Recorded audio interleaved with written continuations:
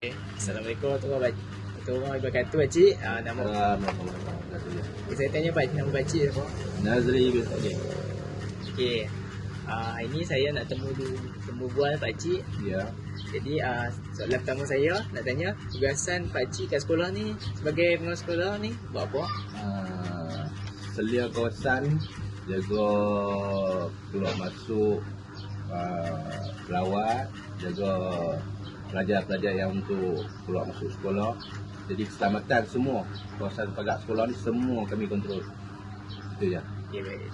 Okey, Pakcik urus macam mana kalau masa untuk buat ronda semua kat sekolah ni? Macam mana urus?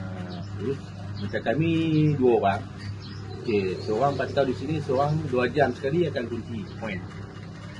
Semua keliling sekolah 2 jam sekali. Okey. Pernah ada kes kat sekolah ni? Buat masalah ni setakat saya ajar ni lebih kurang dalam 20 tahun tak ada lagi lah. Oh, tak ada lah. Kes curi ke apa tak ada. Sebelum ni saya tak tahu ya. Tapi lepas saya masuk tu tak ada lah.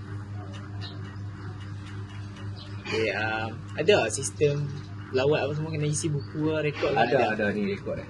Itu kalau masuk mai dia ada pas lawatan, pas ni lepas tu kita akan ada buku laporan masuk keluar.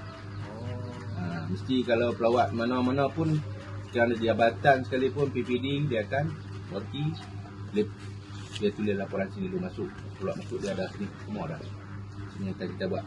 Okey.